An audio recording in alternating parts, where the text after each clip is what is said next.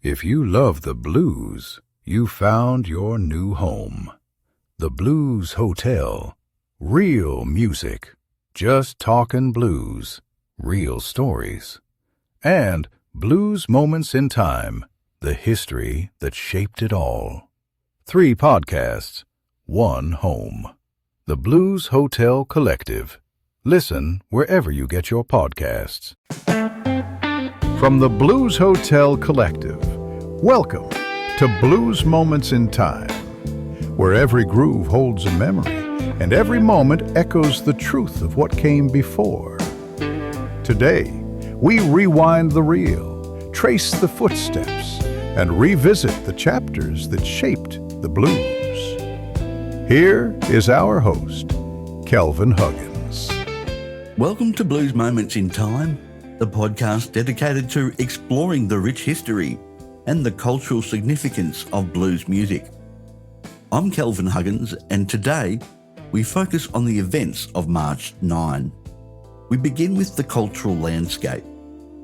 Today marks the anniversary of Turnaround Tuesday in 1965. Just 2 days after the horrors of Bloody Sunday, Dr. King led a massive crowd back to that bridge in Selma. It was a moment of incredible tension. The blues is full of that same tension, knowing when to push and knowing when to pray. Now let's turn to the political climate. On this day in 1841, the US Supreme Court delivered a landmark ruling in the Amistad case. It was a rare legal victory that affirmed the basic human rights to be free.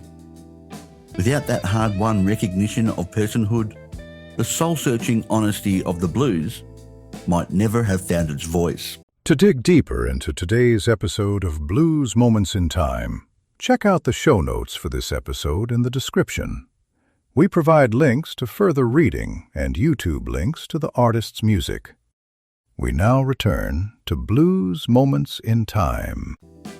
Of course, no discussion of blues history would be complete without exploring the music itself.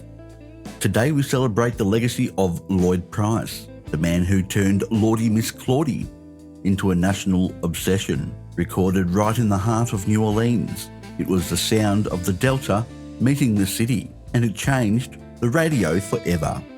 This date also marks the birth of several influential figures. We have the boundary-breaking Ornette Coleman, the master of melodics, and the heavy blues rock fire of Robin Trower.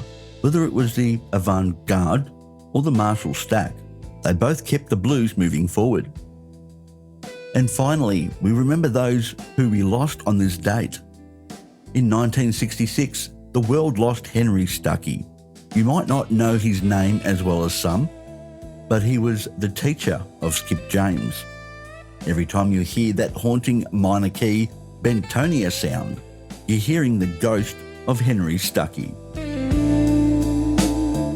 So from the bridge in Selma to the courtrooms of the 1800s, March 9 reminds us that the blues isn't just a style of music.